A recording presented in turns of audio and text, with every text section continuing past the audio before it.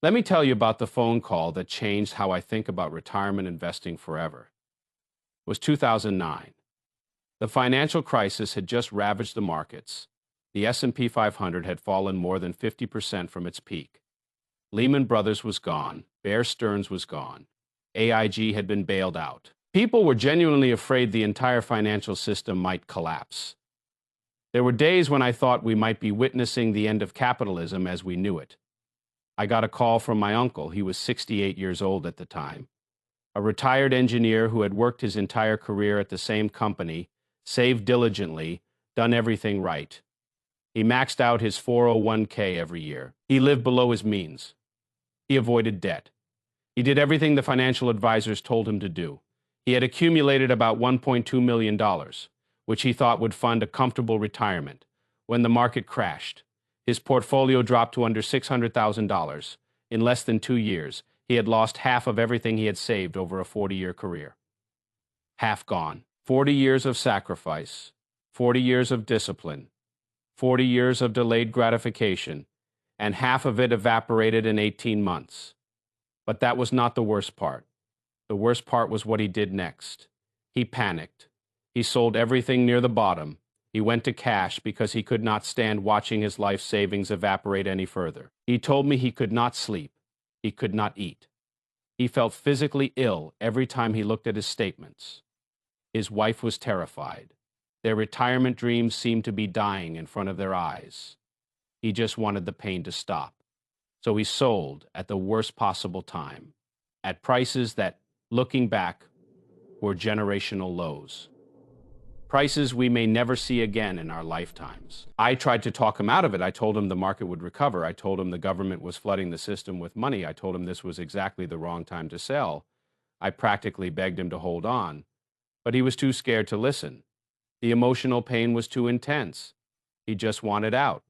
He needed relief from the constant anxiety, the sleepless nights, the feeling that everything he had worked for was slipping away.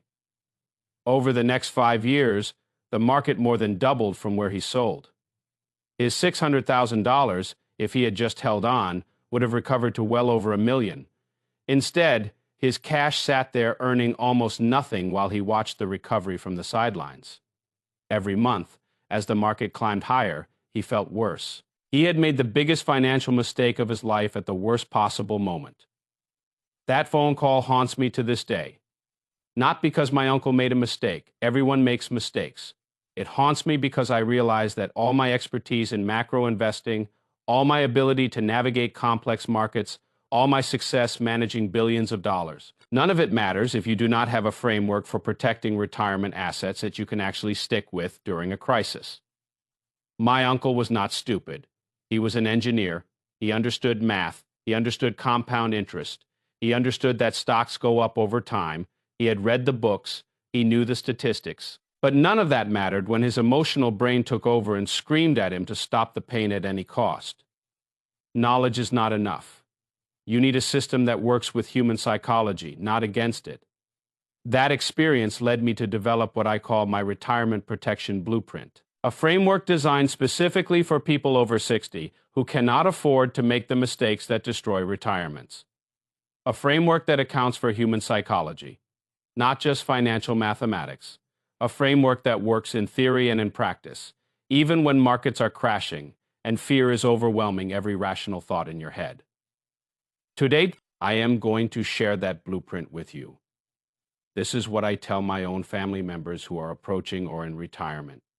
This is the approach I believe gives you the best chance of protecting your wealth through whatever comes next.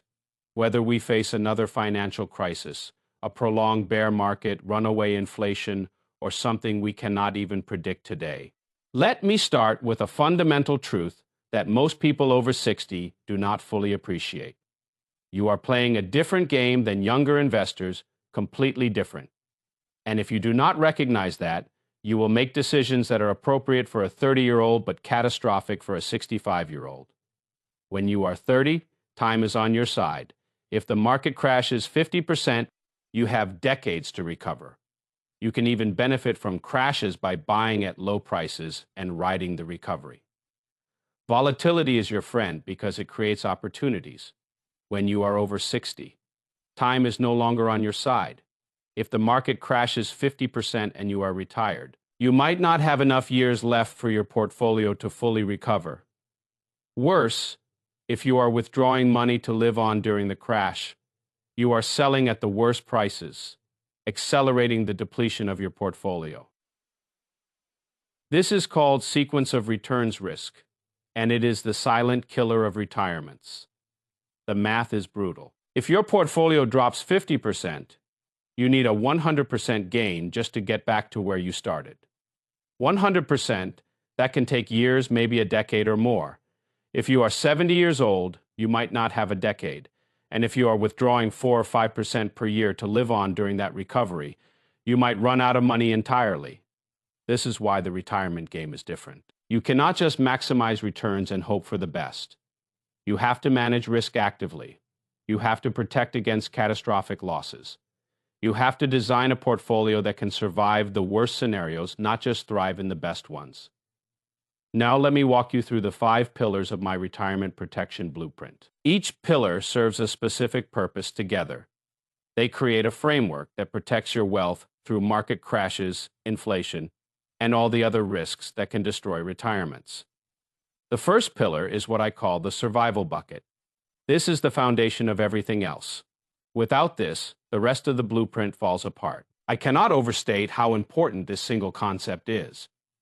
The survival bucket is 3 to 5 years of living expenses held in cash, money market funds, treasury bills, or other instruments that cannot decline in value. This money is not invested. It is not at risk. It is not trying to earn high returns. It is sitting there, liquid and available, waiting for you to need it. Its job is not to grow. Its job is to be there. Why 3 to 5 years? Because that is roughly how long it takes for markets to recover from severe crashes. The 2008 crisis took about 5 years for a full recovery. The dot-com crash took even longer. The crash of 1973 to 74 took over 7 years. By having 3 to 5 years of expenses in your survival bucket, you can live through an entire crash and recovery cycle without ever selling stocks at depressed prices. Let me explain why this matters so much with some specific numbers. Say you need $60,000 per year to cover your living expenses. Your survival bucket should hold between $180,000 and $300,000. That sounds like a lot of money sitting there earning almost nothing. And it is. But that money is not really earning nothing. It is earning something incredibly valuable. Peace of mind, security, the ability to survive a crash without making catastrophic decisions. Think about what this means psychologically when the market crashes, and it will crash at some point during your retirement. You do not have to panic.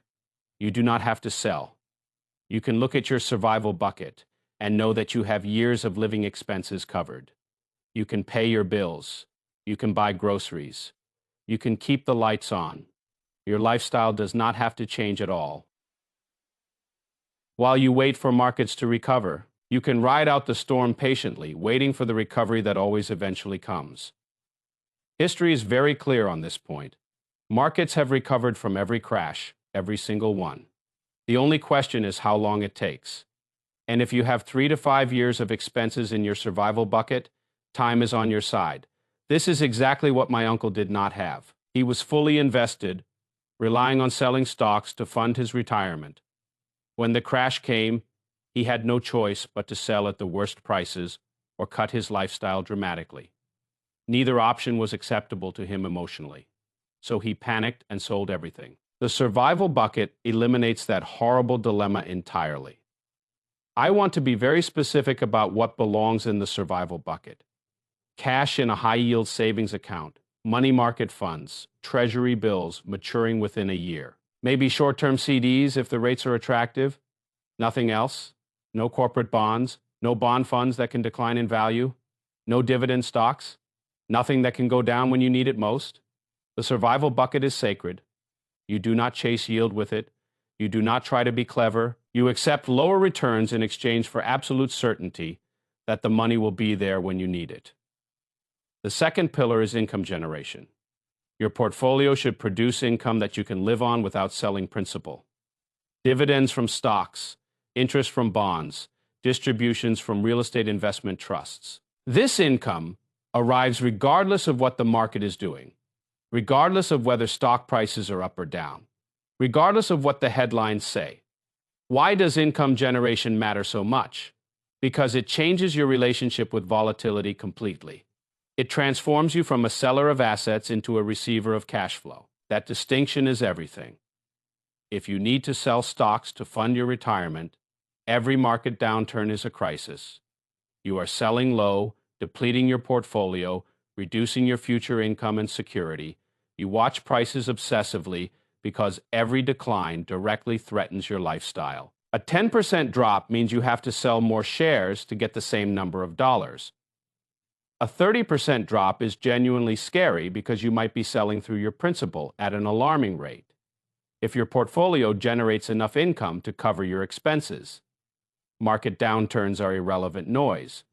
Your dividend check arrives whether the market is up or down. Your bond interest gets paid whether the economy is booming or in recession. The daily fluctuations in stock prices do not affect your daily life at all. You can look at a 30% market decline and shrug because your income has not changed at all. I focus specifically on dividend growth stocks for the equity portion of this pillar. These are companies with long track records of increasing their dividends year after year. We are talking about companies that have raised their dividends for 20, 30, even 50 consecutive years. Companies like the ones you find in the Dividend Aristocrats or Dividend Kings lists. Why dividend growth specifically? Because these companies provide something that bonds cannot provide: inflation protection. A bond paying 4% will pay 4% for its entire life. But a dividend growth stock yielding 3% today might yield 6% on your original investment in 10 years as the company raises its dividend annually. That growing income stream protects your purchasing power as prices rise. These dividend growth companies are typically mature, stable businesses with strong cash flows. They have products or services that people need, regardless of economic conditions. They have conservative balance sheets that let them maintain dividends even during recessions. They are not exciting. They are not going to double overnight, but they provide reliable, growing income that you can count on for the bond portion. I ladder maturities so that bonds are constantly maturing and being reinvested. This means owning bonds maturing in 1 year, 2 years, 3 years, and so on, out to maybe 7 or 10 years. Each year, some bonds mature and you reinvest at current rates. This provides steady income and reduces interest rate risk. When rates rise, the maturing bonds can be reinvested at higher rates, so your income gradually increases. When rates fall, you still have locked-in yields from earlier purchases, so your income does not collapse.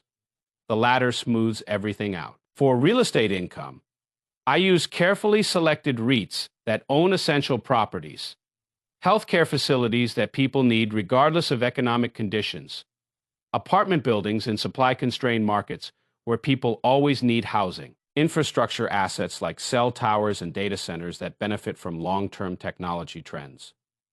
These provide diversification and additional income streams that are somewhat independent of the stock and bond markets. The goal is to generate enough income from all sources to cover your basic living expenses without selling anything. Add up your dividends, your bond interest, your REIT distributions, your Social Security, any pensions you have. Can you cover your rent or mortgage, your food, your utilities, your healthcare, your basic needs? If yes, you have achieved something powerful. You have transformed yourself from someone who is dependent on stock prices to someone who is independent of stock prices. That is a profound psychological shift that changes everything about how you experience retirement. The third pillar is strategic diversification, not the naive diversification that most people practice, where they just own lots of different stocks. True strategic diversification across asset classes that behave differently in different economic environments. Most people think they are diversified because they own 30 stocks instead of 5.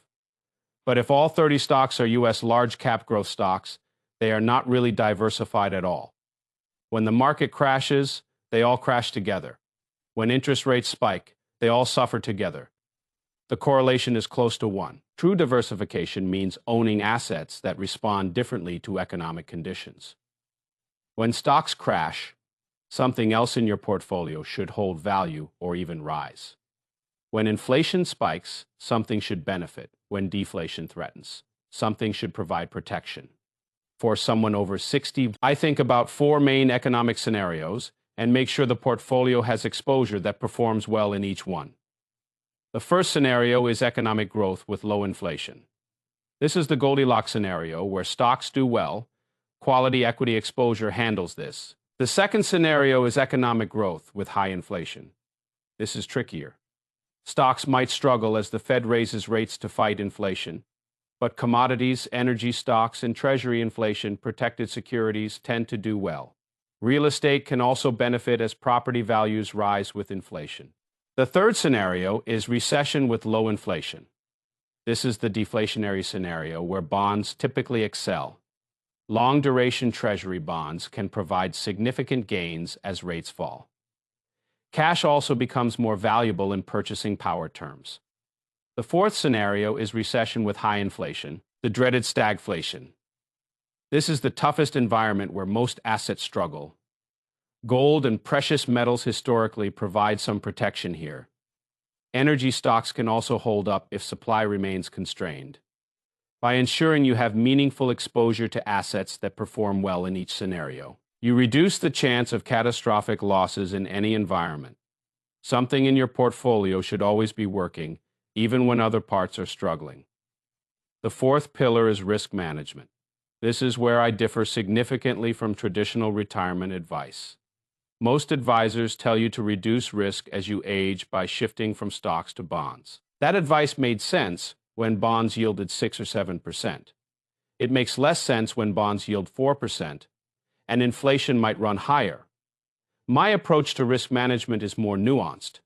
It is not about being conservative across the board. It is about being conservative where catastrophic losses are possible and aggressive where the risk-reward is favorable.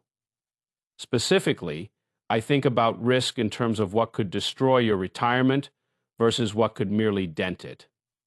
A 50% decline in your stock portfolio is painful, but if you have a survival bucket and income streams, you can survive it. A permanent loss of capital from a company going bankrupt or a fraud wiping you out, that is potentially fatal. So I am very conservative about avoiding permanent loss. I stick with quality companies that have been around for decades. I avoid speculative investments entirely. I avoid leverage in retirement portfolios. I avoid concentrated positions where a single disaster could be catastrophic. But within those guardrails, I am willing to take reasonable risks for reasonable returns.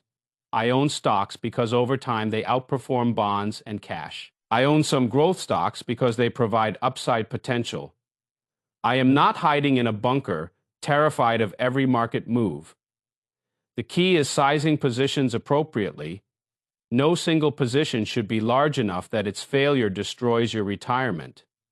If a position cannot go down 50% without affecting your lifestyle, it is too big. Reduce it. Diversify that risk away. The fifth pillar is psychological preparation. This might be the most important pillar of all, and it is the one that most advisors completely ignore. They focus on asset allocation and withdrawal rates and tax optimization. They treat investing as a purely mathematical exercise. But the math does not matter if you cannot execute the strategy when it counts. You can have the perfect portfolio, the perfect asset allocation, the perfect risk management framework. None of it matters if you panic and sell at the bottom. None of it matters if your emotions override your strategy. None of it matters if you abandon the plan at exactly the wrong moment. And that wrong moment is precisely when abandoning the plan feels most justified. My uncle had a reasonable portfolio. The problem was not his allocation. The problem was his psychology. When the crash came, his emotional brain took over. The fear became overwhelming. Every instinct in his body screamed at him to stop the bleeding, to get out, to protect what was left. And he made a decision that cost him hundreds of thousands of dollars. This is not a character flaw. This is how human brains are wired. We evolved to respond to threats with fight or flight.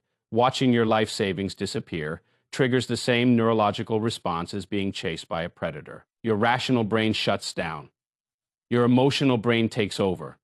You do things that seem completely irrational in hindsight, but felt absolutely necessary in the moment.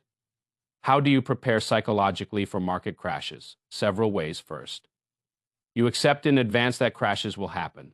This is not pessimism. It is realism. It is simply acknowledging historical fact. Markets crash every 7 to 10 years on average, sometimes more frequently. If you are 60 years old and live to 90, you will experience 3 to 4 significant crashes during your retirement, maybe more. Accepting this in advance makes it less shocking when it happens. You will not be asking, why is this happening to me? You will be saying, I knew this would happen eventually, and I am prepared. Second, you visualize how you will respond. Before the crash comes, think through what you will do when your portfolio drops 20%. Really imagine it. Feel the anxiety, then think through your response. Now do the same for 30%, for 40%, for 50%. Run the scenarios mentally so you have a plan. When the crisis actually arrives, you will be executing a plan rather than improvising in panic. You will have rehearsed this moment. Third, you have someone to talk to who can provide perspective. This might be a financial advisor who has been through crashes before and can remind you that they end. It might be a trusted friend or family member who can talk you off the ledge. It might be a spouse who can help you stay calm. Just someone who is not as emotionally invested as you are, who can provide an outside perspective when you are spiraling forth. You limit your exposure to financial news during downturns. The media profits from fear. Every headline is designed to maximize your anxiety because anxious people keep watching, they keep clicking, they keep consuming content. The more you watch, the worse you feel, the more likely you are to do something stupid. Turn it off. Check your portfolio monthly, not daily. Give yourself permission to ignore the noise. Fifth, you write down your strategy and your reasons for it. Do this now, while you are calm and rational. Explain to yourself why you own what you own. Explain why you will not panic sell. Explain what you will do when the market drops. Then when the crash comes and you are tempted to deviate, you can read what you wrote. Your past self can remind your panic present self why you chose this approach. It sounds silly, but it works. Sixth, you automate as much as possible. Have your bills paid automatically. Have your income reinvested automatically. If you are still in accumulation mode, the fewer decisions you have to make during a crisis, the fewer opportunities you have to make bad decisions. Now, let me address some specific concerns that people over 60 often have. What about inflation? This is a concern I take very seriously. I have lived through inflationary periods and seen how they devastate retirees on fixed incomes. Your purchasing power erodes year after year. Things that used to be affordable become unaffordable.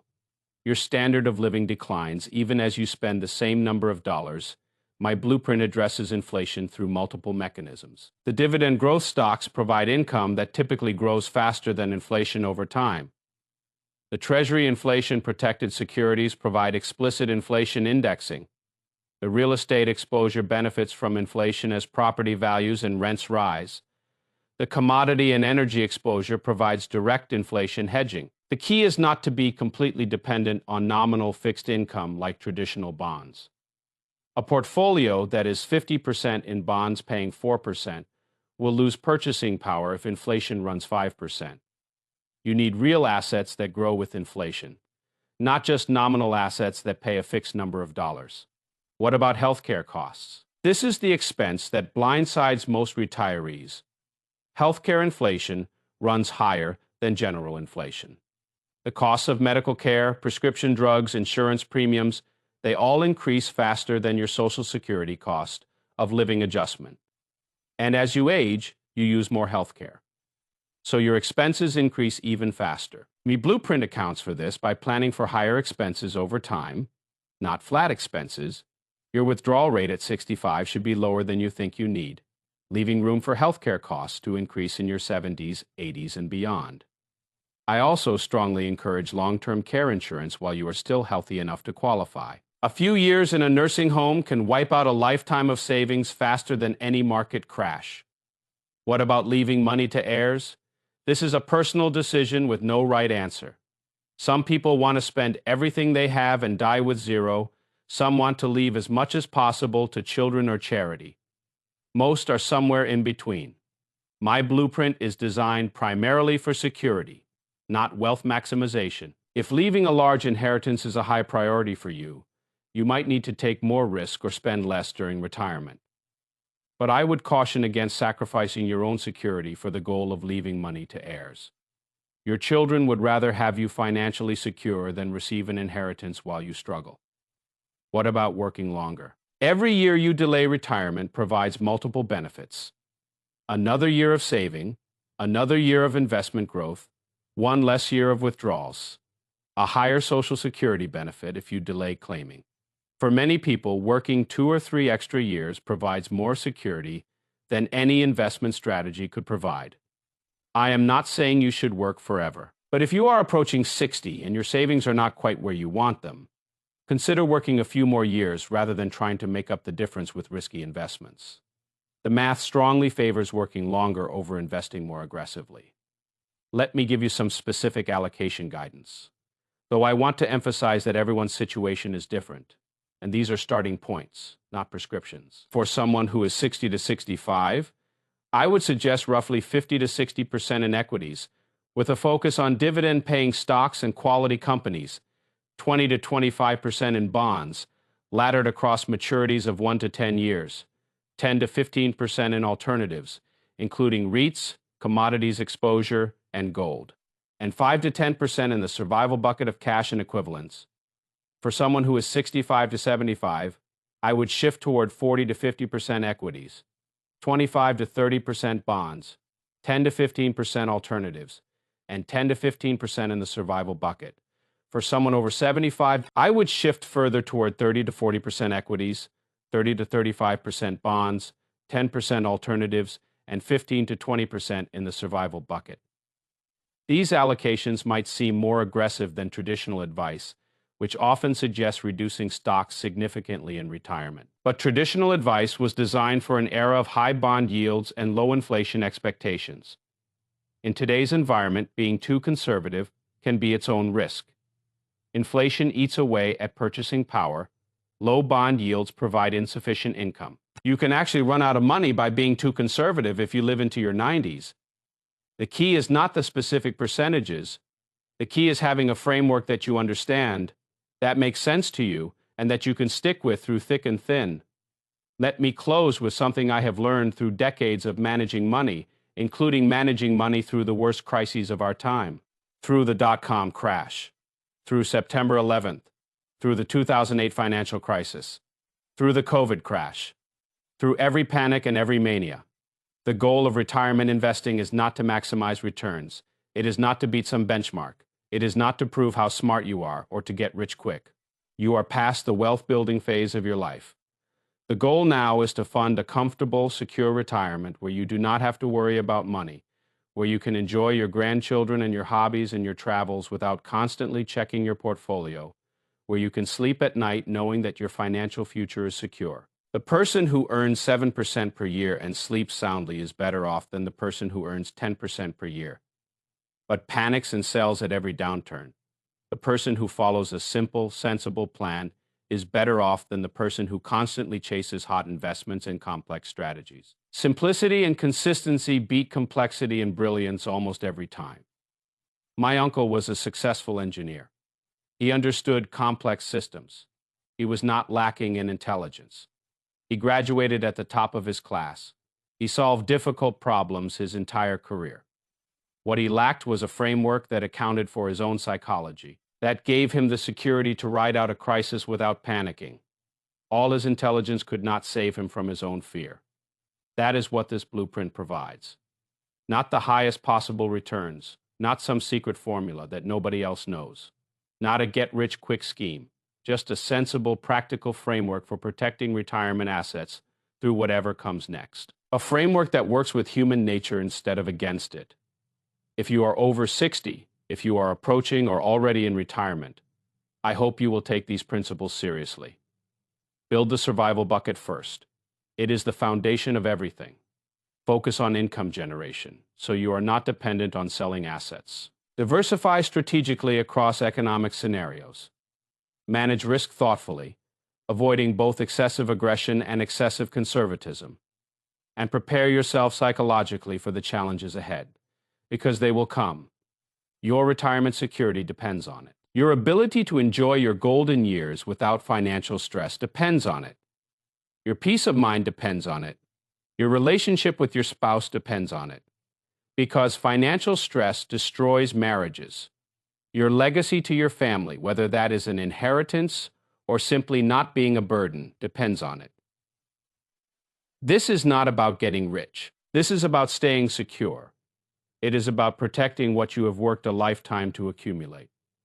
It is about making sure that no market crash, no recession, no inflation, no crisis can take away the retirement you have earned and deserve. That is my blueprint. That is what I tell everyone over 60 who ask me for advice. It is what I wish my uncle had followed all those years ago, and it is what I hope you will consider carefully as you navigate your own retirement journey. Because in the end, retirement success is not about picking the right stocks or timing the market perfectly. Nobody can do that consistently. It is about having a plan you can stick with, a framework that lets you sleep at night, and the discipline to follow through when things get scary. Those three things matter more than any investment selection or asset allocation decision you will ever make. Get those things right, and you have everything you need to protect your retirement. Get them wrong, and no amount of investment expertise can save you. Choose wisely. Your future depends on it. The retirement you dreamed about depends on it. Everything you work for depends on it. And remember, my uncle, remember that intelligence is not enough, that knowledge is not enough, that good intentions are not enough. You need a system, you need a framework, you need preparation. That is what I have given you today. Now it is up to you to implement it.